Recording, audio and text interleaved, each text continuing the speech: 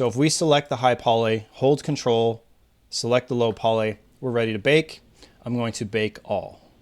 So now right away we see the new object here with those textures baked on. I want to do a real quick video talking about the high to low PBR baker add-on that I just published. This add-on, some of you might have seen it in some of my YouTube shorts or some of my YouTube videos. I've been using it for the better part of a year, and I often take things like photo scans and convert them into much lower poly models. In doing that, obviously what you need to do is bake the textures from the photo scan onto your low poly model.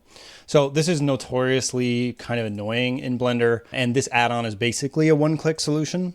But what I've done here as well is I've totally laid out the steps. If you want to do it manually and you want to see what's involved, basically the add-on is doing all of these things in a one-click solution. So it's not quite as simple as that, but you'll be able to do it if you want to do the manual steps. In this case, I just grabbed this photo scan here from Sketchfab.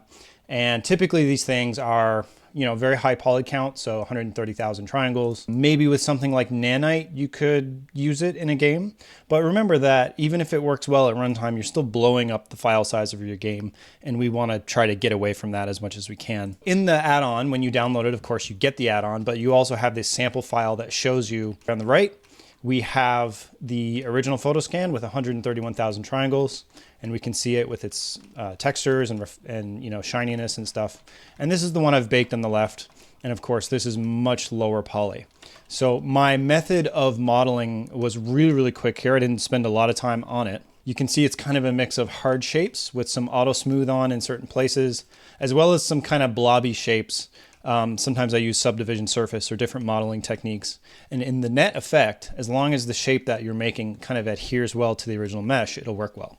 So what we're going to do now is we're going to jump to the test it yourself file, which is provided with the add-on as well, where you can go through all the steps yourself. So first we're just going to install it. So edit preferences and then hit the drop down, install from disk.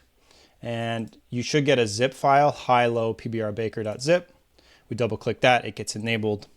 And then we see this here. So there's a couple of models in this file. There's the low poly. I'm just going to pull it out here for a sec. So like I said, I modeled this really quickly last night. You can see my cylinders don't have a lot of subdivision. It's totally up to you how you do this, and you might be a certain art style that you're kind of going for. But the idea is to just show you quickly. You would kind of start by putting your cursor maybe on the center, and you just get that cube roughly in line with the shape here. And you're just working on kind of what I like to think of as like the big picture shapes, So I would do something like this. Let's hide this one. And then maybe on the side, we can scale it this way. And then I might apply rotation and scale and then take the two edges and maybe bevel them. So I'm not going to go through the whole process here, but you get the idea, right? But I already have the low poly here. So what we're going to do is we're just going to zero out the X position. And we're going to go ahead and use the baker. So it's installed, and I've already put in the name chest here. So that just names all your materials and textures nicely.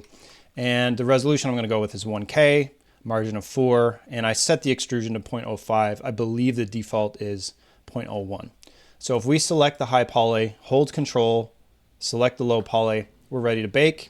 I'm going to bake all. So that takes a few seconds, but as soon as it's done, you'll notice that you can kind of hover over here and that blue color goes away. So just be a little bit patient. It takes a bit of time, but it will do its thing. So now right away, we see the new object here with those textures baked on. Obviously, we've got some artifacting and some weirdness, but of course the shape doesn't match perfectly. If this is a smaller asset that ends up kind of in the background of your scene, then this is a totally acceptable level for most games, most indie games, I'll say. This is not a AAA workflow. If you look at the UVs, these are very ugly UVs. I just did Smart UV Project.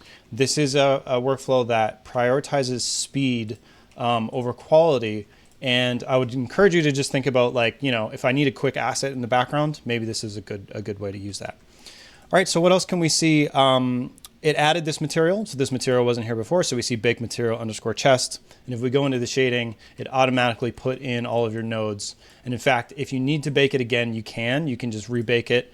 Make sure, of course, that it is overlaid perfectly on top, because Blender is actually doing a ray cast, right, all over the surface to do that.